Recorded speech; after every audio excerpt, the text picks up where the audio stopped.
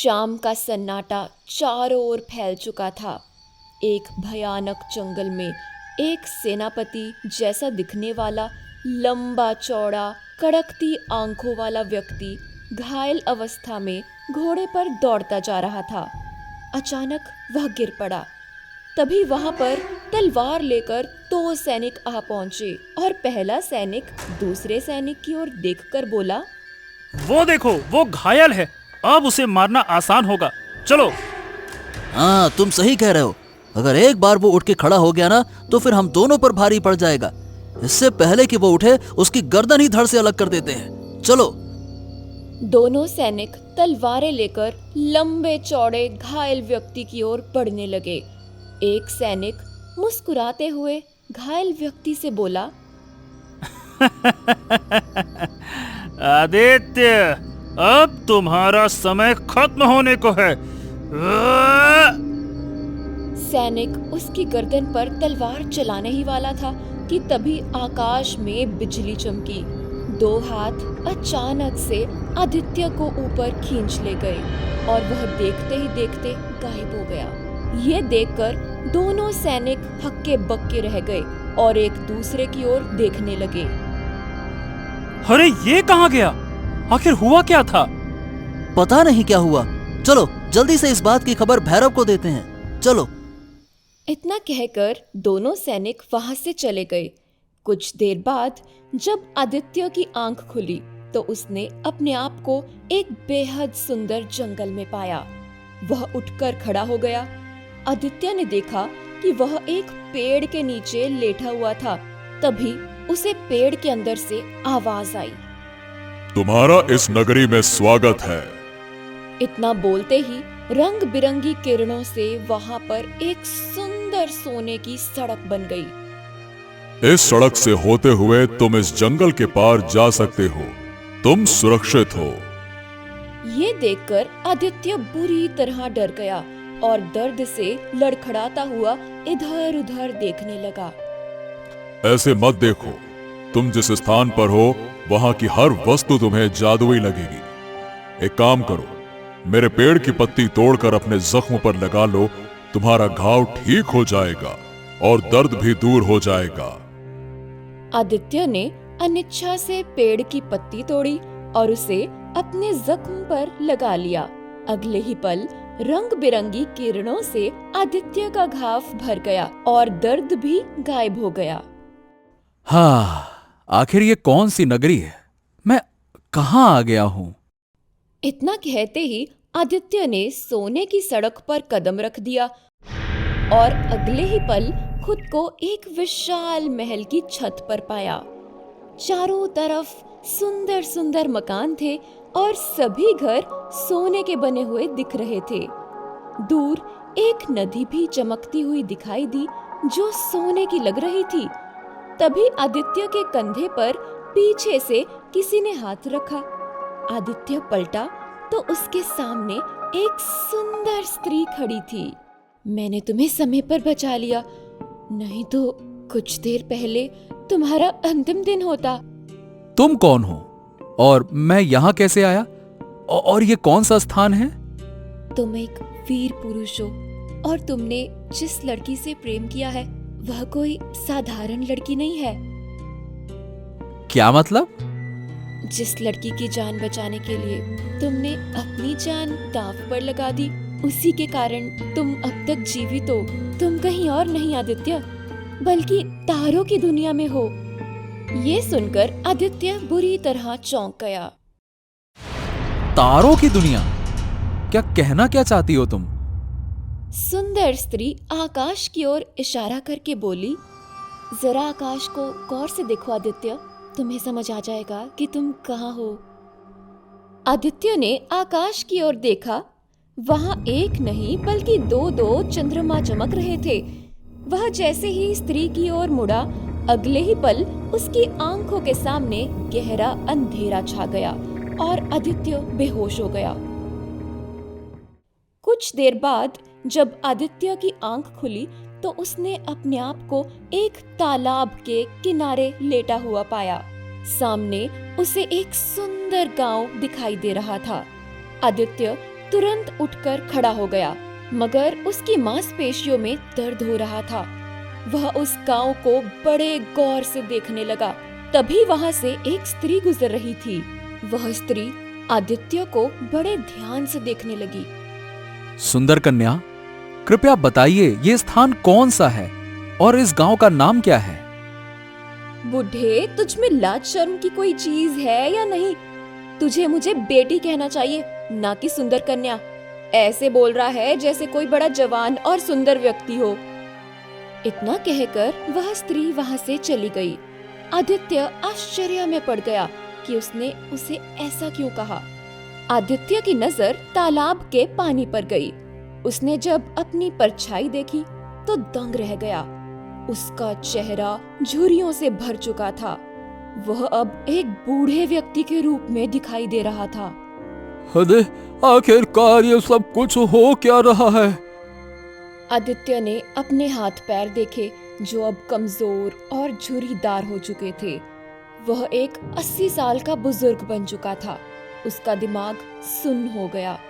आदित्य लड़खड़ाते कदमों से कुछ दूर चला ही था कि अचानक चक्कर खाकर गिर पड़ा। उसी समय पास में 2 गांव के युवक बैठे हुए थे। लगता है ये पागल बूढ़ा है। हाँ, सही कह रहे हो। मैंने इस बूढ़े को पहले तो यहाँ गांव में नहीं देखा। इधर दूसरी ओर रतनगढ़ की राजकुमारी सुकन्या महल के बगीचे में गहरी सोच में घूम रही थी। तभी वहां उसका चाचा भैरव पहुंचा। क्या हुआ राजकुमारी सुकन्या, तुम इतनी चिंतित क्यों हो? चाचा, कल से सेनापति आदित्य लापता है। उसका कोई पता नहीं चल रहा। भैरव गंभीर हो गया और कुछ देर सोचने के बाद बोला, सच कहती हो। मैंने भी कल आदित्य को नहीं देखा। वो हमारे राज्य का सेनापति है।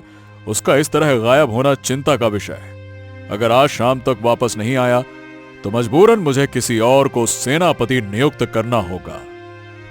ये आप क्या कह रही हैं? क्या आपको लगता है आदित्य जैसा कोई दूसरा सेनापति मिल सकता है? हाँ, मजबूरी है सुकन्या। बगैर सेनापति के राज्य में बगावत फैलने में देर नहीं लगती। मुझे विश्वास है कि आप जो भी फैसला लेंगे मेरी भलाई के लिए लेंगे। 10 वर्ष की उम्र में मैंने अपने पिता को खो दिया।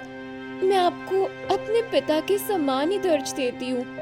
आपने मेरे पिता के जाने के बाद मुझे इस राज्य की राजकुमारी घोषित कर दिया और शासन की बागडोर मुझे सौंप दी। वरना दूसरे चाचा तो अपनी ही भतीजी को सत्ता के लालच में रास्ते से हटाने में देर नहीं लगाते। क्योंकि तुम्हारा पिता विक्रम मेरा बड़ा भाई है और मैंने विक्रम को हमेशा अपने पिता का ही दर्जा दिया है। इतना कहकर भैरव वहां से चला गया और राजकुमारी सुकन्या बेचैन होकर वहीं खड़ी रह गई। इधर आदित्य, जो अब एक बूढ़ा बन चुका था, गांव से दूर एक दूसरे रास्ते की ओर चल पड़ा। मगर वह कुछ ही दूर पैदल चला था कि अचानक उसे चक्कर आ गई और वह बेहोश होकर गिर पड़ा। कुछ देर बाद जब आदित्य की आंख खुली तो उसने स्वयं को तालाब के किनारे बेहोश पड़ा पाया। वह लड़खड़ाता हुआ उठकर बैठ गया। अरे आखिरकार ये सब कुछ हो क्या रहा है? पहले तो मेरी कुछ समझ में नहीं आ रहा कि मैं बूढ़ा कैसे हो गया। मैं इस गांव से निकलने का प्रयास कर रहा हूँ, लेकिन घूम फिर कर इसी तालाब के किनारे वापस आ जा रहा हूँ। अरे अब तो मुझे बहुत तेज भूख भी लग रही है। अगर मुझे खाना नहीं मिला तो पता नहीं मेरा क्या होगा।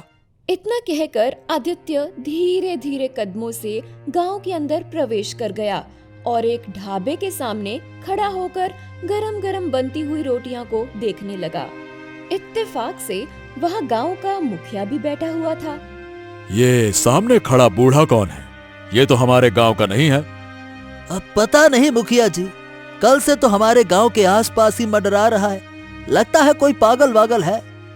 तभी मुखिया आदित्य की ओर देखकर बोला, कौन हो तुम और कहां से आए हो? आदित्य कुछ कहने ही वाला था कि अगले ही पल उसे ऐसा लगा जैसे उसकी आवाज ही नहीं निकल रही हो। वह कुछ देर तक बोलने का प्रयास करता रहा, लेकिन उसकी आवाज गले में ही अटक गई। ये देखकर मुखिया मुस्कुराया और ढाबे वाले से कहा, ओ, लगता है कोई पागल इंसान है, लगता है भूखा है। एक काम करो, इसे कुछ खाने को दे दो, बेचारा पागल है, नहीं तो मर जाएगा, दे दो। ढाबे वाले ने कुछ रोटियां और बची हुई थोड़ी सी सब्जी और दाल आदित्य के सामने रख दी।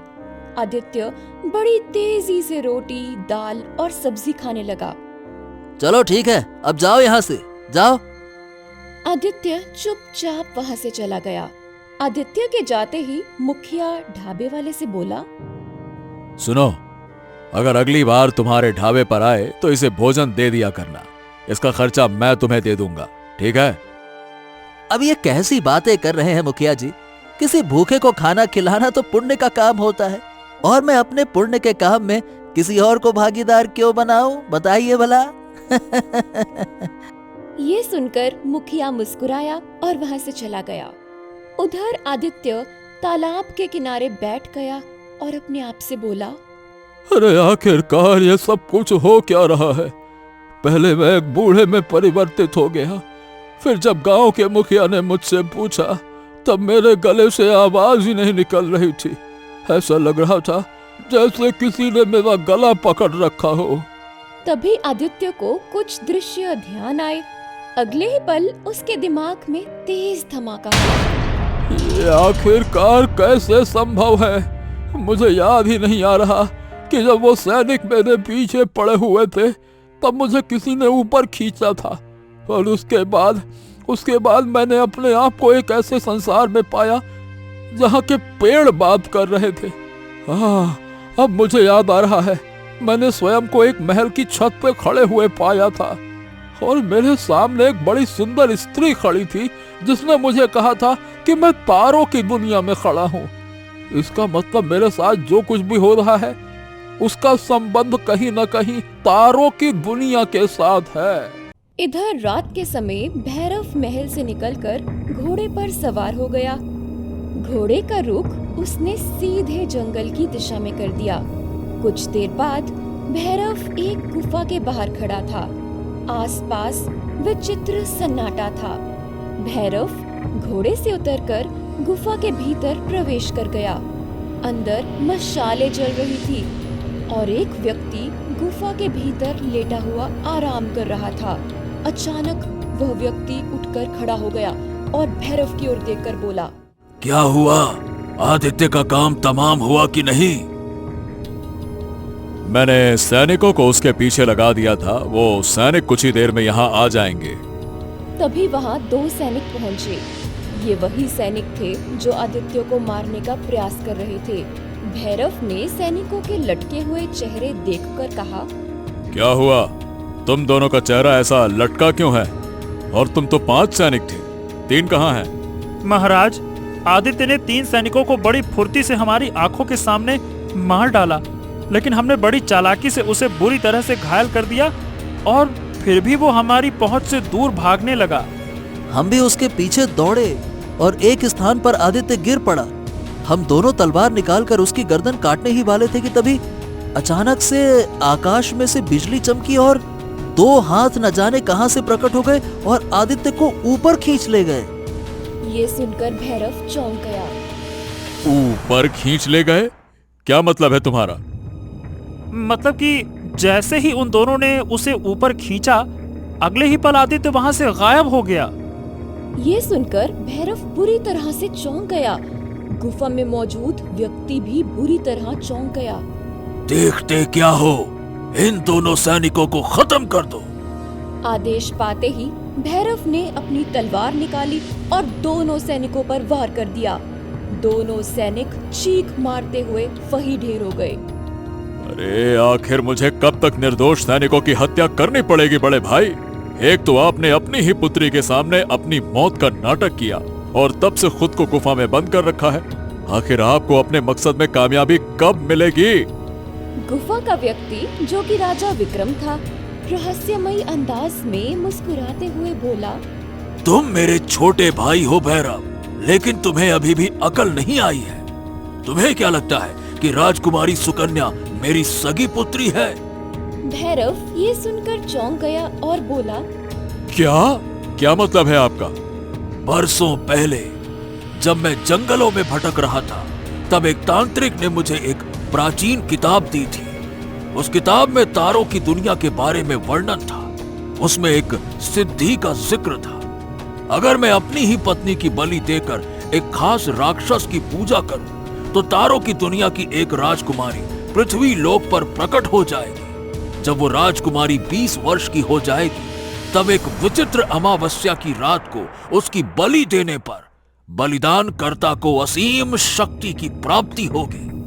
वो शक्ति उसे तारों की दुनिया और पृथ्वी दोनों का स्वामी बना देगी। भैरव गहरे सदमे में था। वह धीरे से बोला, क्या आप बात कर रहे हैं? तो इसका मतलब राजकुमारी सुकन्या आपकी सगी पुत्री नहीं है? नहीं, सुकन्या तो तारों की दुनिया की राजकुमारी है। मैंने उसे पाने के लिए अपनी पत्नी की बलि दी थी। भैरव अब भी अविश्वास में था। उसने कहा, अगर आपने मुझे पहले बता दिया होता तो मैं आदित्य को कभी भी सेनापति नियुक्त नहीं करता। लेकिन मुझे लगता है कि आपने आदित्य को मरवाने में जल्दबाजी कर दी। आदित्य सुकन्या से केवल प्रेम करता था। उसकी हत्या बाद में भी करवाई जा सकती थी।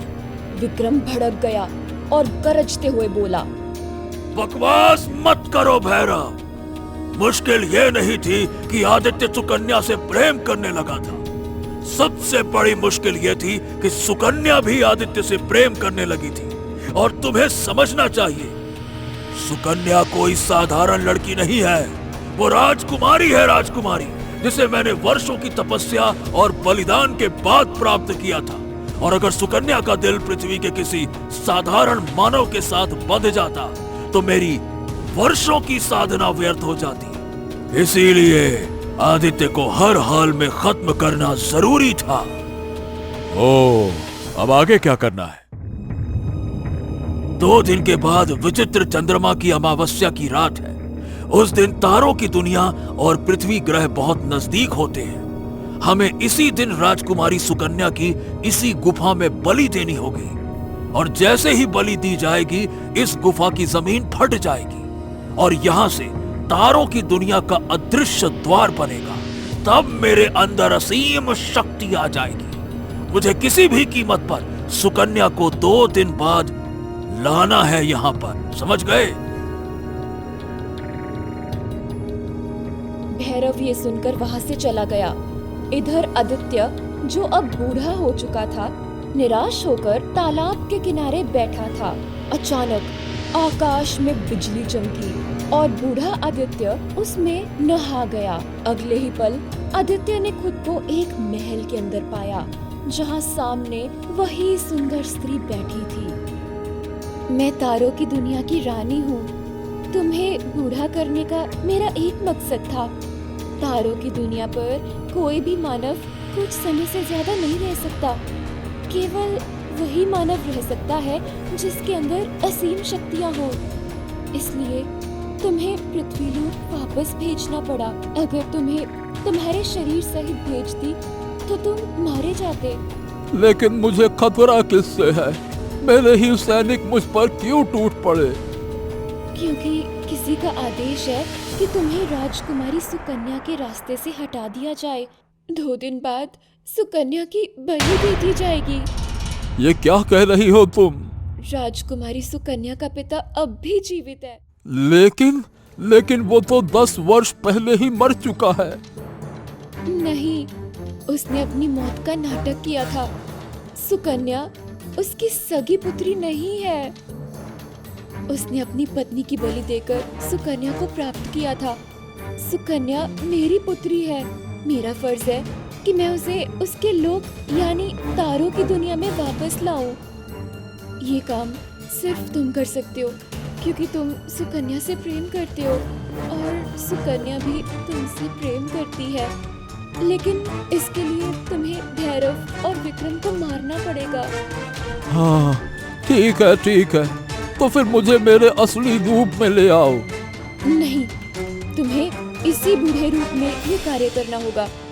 तुम्हारे प्रेम की शक्ति ही असली परीक्षा है। यदि तुम ये परीक्षा पास कर लेते हो तो ही सुकन्या के असली हकदार बनोगे। रानी के इतना कहते ही आदित्य की आंखों में अंधेरा छा गया और वह बेहोश हो गया।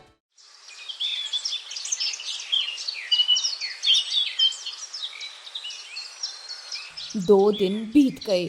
2 दिन बाद राजकुमारी सुकन्या महल के बगीचे में बैठी थी। तभी वहां भैरव आ पहुंचा। चलो सुकन्या, मुझे पता चला है कि आदित्य कहाँ है। कहाँ? यहाँ बहुत खतरा है। आदित्य के दुश्मन हर जगह हैं। मुझे एक गुप्त सूचना मिली है और बगैर सवाल किए मेरे साथ चलो। चलो जल्दी करो। भैरव सुकन्या को अपनी बातों में उलझाकर गुफा की ओर ले गया। गुफा के आसपास फैले सन्नाटे को देखकर सुकन्या ठिठक गई। यहाँ तो आदित्य कहीं दिखाई नहीं दे रहा। अंदर है, थोड़ा घायल है। आ जाओ, आराम से आओ। सुकन्या गुफा के अंदर चली गई। अंदर जाकर उसने अपने पिता विक्रम को देखा और चौंक गई। पिताजी, आप तो 10 वर्ष पहले मर गए थे। मुझे बहुत अफसोस है सुकन्या, सारे सवालों के जवाब सुनने से पहले ही तुम्हें मरना होगा। तभी भैरव ने पीछे से सुकन्या को पकड़ लिया और विक्रम ने तलवार निकाल ली। वह वार करने ही वाला था कि तभी बूढ़ा आदित्य गुफा के अंदर लड़खड़ाता हुआ आ गया। रुक जाओ, अरे उसे मत मारो।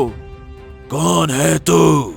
सुकन्या को छोड़ दो, नहीं तो मैं तुम्हें और भैरव को मार दूंगा। लगता है इस बूढ़े का दिमाग घूम गया है। हमको मारेगा तू? अगले ही पल आदित्य ने विक्रम को धक्का दे दिया। विक्रम गिर गया।